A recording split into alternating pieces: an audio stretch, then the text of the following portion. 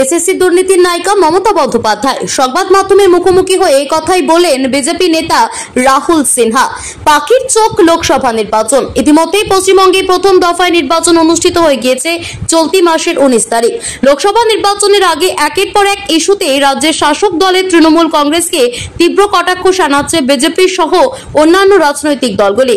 একদিকে যখন মনোনয়ন দাখিল করতে এসে সিপিএম প্রার্থীর কণ্ঠে শোনা গেল এসএসসি দুর্নীতির ঘটনা, ঠিক তখনই সেই একই প্রসঙ্গ তুলে শাসক দল তৃণমূল কংগ্রেসকে বিতলেন বিজেপি নেতা রাহুল সিনহা।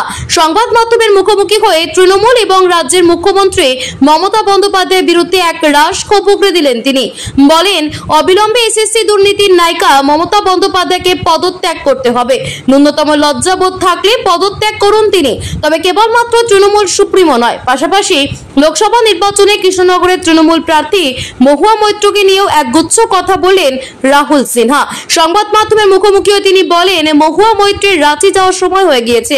কৃষ্ণনগর লোকসভা কেন্দ্রের বিজেপি প্রার্থী অমৃতা রায়ের মনোনয়নপত্র জমা দিতে এসে এসএসসি দুর্নীতি নিয়ে তৃণমূল এবং মমতা বন্দ্যোপাধ্যায়কে কটাক্ষ করলেন বিজেপি নেতা রাহুল সিনহা।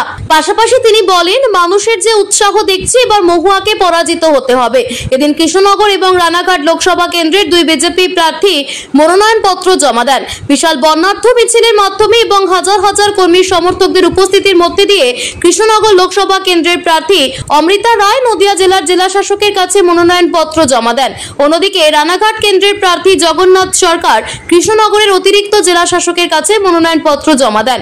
অমৃতা রায়ের সমর্থনে মনোনয়নপত্র জমা দিতে এসে রাহুল সিনহা বলেন, অবিলম্বে মমতা বন্দ্যোপাধ্যায়কে পদত্যাগ করতে হবে। তার কারণ 2016 সালে এসএসসি চাকরি পরীক্ষায় যে দুর্নীতি হয়েছিল তার আদালত মুখোশ খুলে দিয়েছে।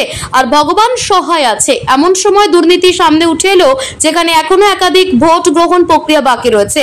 মানুষ ভোটের মধ্যে দিয়ে এবার তৃণমূলকে জবাব দেবে। অন্যদিকে মহুয়া মৈত্র প্রসঙ্গে বলেন, মহুয়া মৈত্র একজন বেপরোয়া রাজনীতিবিদ, দেশবিরোধী কাজকর্ম করেছেন তিনি, তাই অবিলম্বে তার সাংসদ পদ বাতিল হয়ে যাবে।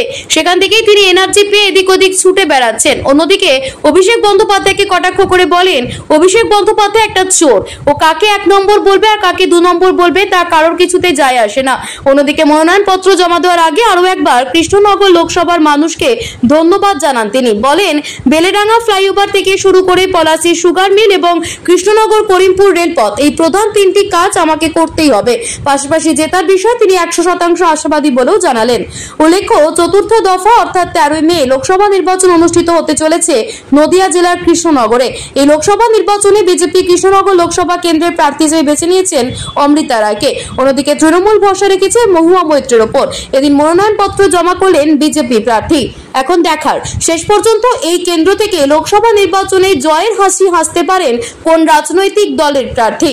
অবিলম্বে এসএসসি দুর্নীতির নায়িকা মমতা ব্যানার্জিকে পদত্যাগ করতে হবে। বিন্দুমাত্র লজ্জাবোধ থাকলে মমতা ব্যানার্জি পদত্যাগ করুক, এটাই আমাদের দাবি।